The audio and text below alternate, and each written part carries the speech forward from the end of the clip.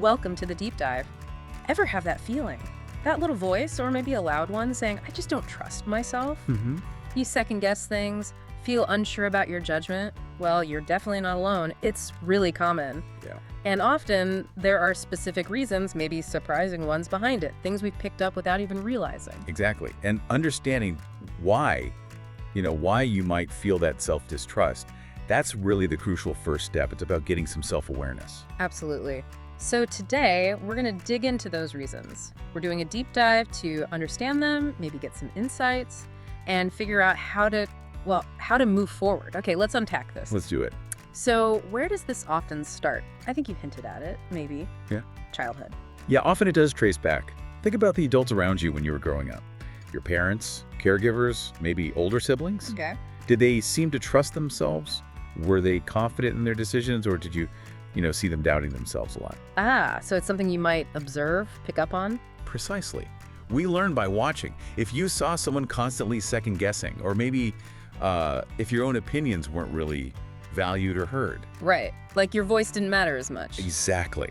That experience, that observation, it can kind of lay down a track in your mind, almost a belief about whether your own judgment is reliable. That makes sense. But it's not about blaming those people. Absolutely not. It's not about blame at all. They were probably just doing what they learned too, operated from their own experiences. Okay. The key thing here is recognizing it might be a learned behavior. And the really empowering part, if you learned it, You can unlearn it. you got it. You can unlearn it. Just seeing where it might have started, Yep. that's the beginning. It lets you start building something new. Okay, interesting. So learned behavior from childhood. What's next? You mentioned something about trusting other people. How does that link to trusting yourself? This sounds intriguing. Yes. This is where it gets really fascinating, I think. There's often a strong link. If you generally find it hard to trust other people, that often spills over into how you trust yourself. It's like being in a constant state of distrust mode. Distrust mode. Okay. So you're always scanning for problems, maybe? Kind of. You're maybe questioning motives, expecting things to go wrong, anticipating being let down. That critical lens you're using for the outside world. It doesn't just stop there. It turns inward. It turns inward, exactly. You start applying that same level of scrutiny to yourself. What if I make a mistake? What if I'm wrong again? Can I actually rely on my own thinking here? Wow. Okay. So being suspicious of others makes you suspicious of yourself. In a way, yes. It erodes your faith in your own internal compass. If the world feels unreliable, it's harder to feel like your own judgment is solid. So what do you do about that if you struggle to trust others? Well, the advice is often to start small. Practice trust in really low-stakes situations. Safe environments, let someone follow through on a small promise. It's about gradually recalibrating that distrust mode. And surprisingly, as you build a little more trust outwards, it can actually help you rebuild it inwards too. That's a really powerful connection. Okay, shifting slightly. Yeah.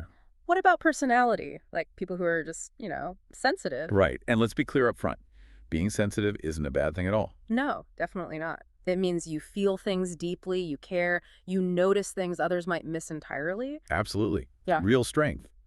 But it can sometimes make trusting yourself a bit more confusing. How so? Well, when you feel things very intensely, or you process interactions very deeply, you might be more prone to misinterpreting things. Like taking a comment the wrong way. Exactly.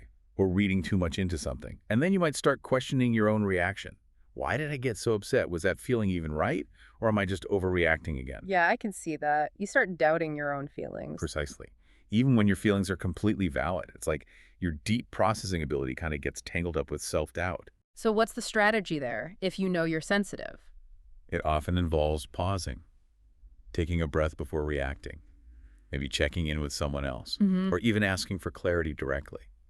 Hey, when you said this, did you mean... Okay, so don't just assume your interpretation is wrong, but maybe check it. Right, and remind yourself, feeling something deeply doesn't mean your judgment is off. It just means you feel deeply. It's about separating the feeling from the self-criticism. That's a really helpful distinction. Okay, now, this next one might be tough. What about when you have been genuinely hurt? You trusted someone and they really let you down, lied, cheated, whatever. Yeah, that's incredibly painful. And it's real. It happens. And it hurts. It's okay to admit that, right? Absolutely. It's vital to acknowledge the pain. Yeah. The natural reaction to that kind of hurt, that betrayal, is often to build walls, to protect yourself. Makes sense. You don't want it to happen again. Of course. But here's the crucial thing, the warning maybe. That wall you build to keep out the bad stuff, Yeah. it often doesn't discriminate, E- meaning it can also block your ability to trust again, period, even trusting yourself. You become hesitant, afraid to take any kind of risk, even an internal one, like trusting your gut, because you fear that pain repeating. So the protection becomes a trap.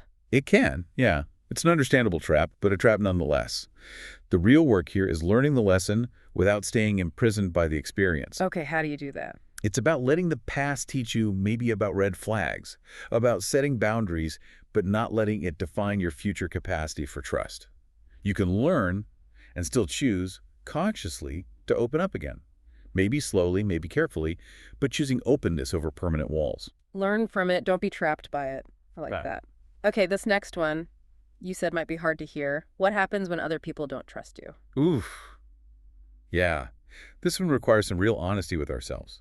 Because sometimes we might be contributing to the dynamic. Maybe we've, broken promises. Or called lies, maybe even small ones. Or maybe hurt someone, even if we didn't mean to, and haven't really taken responsibility. Right, so it's not about thinking you're a bad person. Not at all. Yeah. It's about recognizing, okay, maybe I have some room to grow here. If people around you seem hesitant to rely on you, that external feedback, even if it's unspoken, can seep in and really damage your own sense of trustworthiness. Like a mirror reflecting back doubt. Exactly. It creates this difficult loop. So a really brave, powerful thing you can do here is ask for feedback. Ask someone directly. Yes, someone you trust, someone who you think will be honest but kind. Ask them, hey, be real with me. Do you feel like I'm generally a trustworthy person? Where could I improve?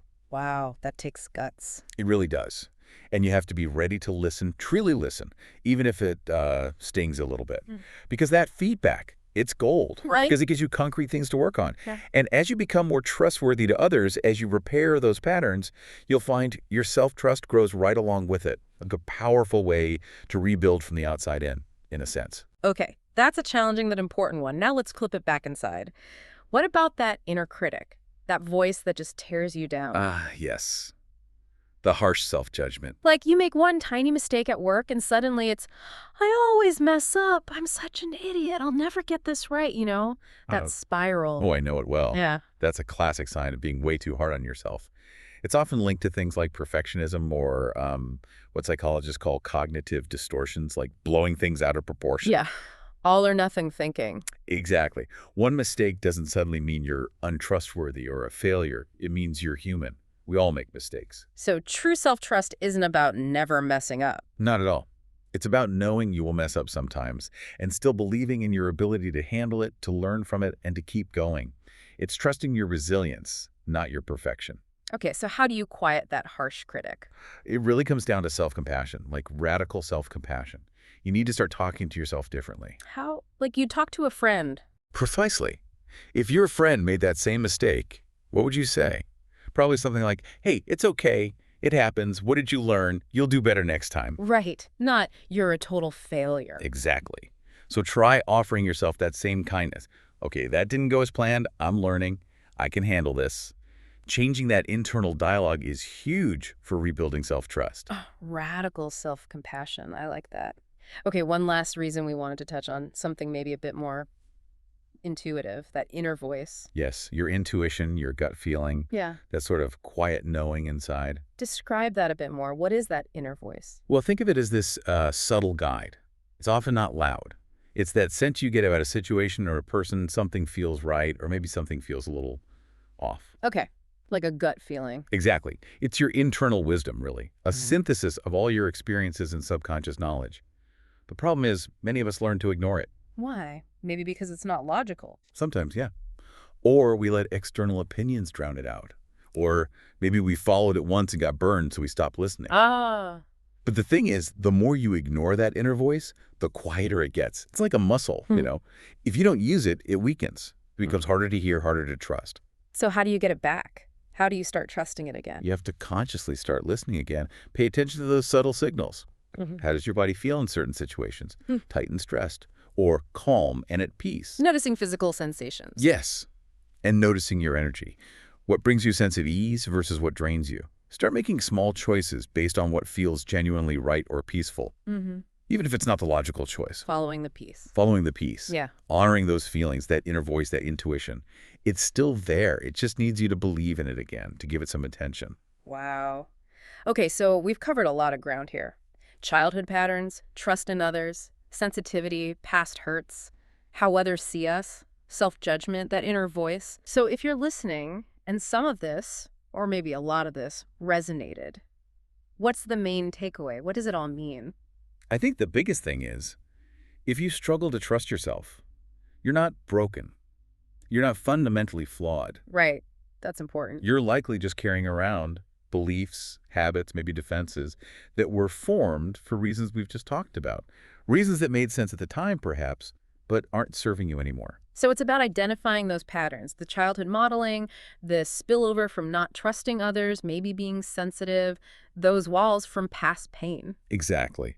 Or maybe realizing others don't see you as trustworthy right now, or catching that harsh inner critic, or noticing you've ignored your gut. Knowing the reasons is incredibly empowering. Because now you can start to change things. Precisely. Now you know where to focus your energy. You could begin that process of intentional change, of unlearning and relearning. And that power to learn, to reconnect with self-trust, it's really within you, isn't it?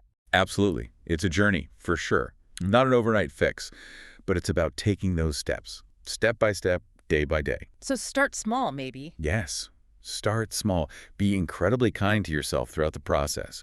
Remember that self-compassion. And use the past as a teacher, not a cage. Beautifully put. Learn from it, but don't stay stuck in it. Choose to move forward. So a final thought to leave everyone with, maybe just remember, you are worthy of trust, especially your own.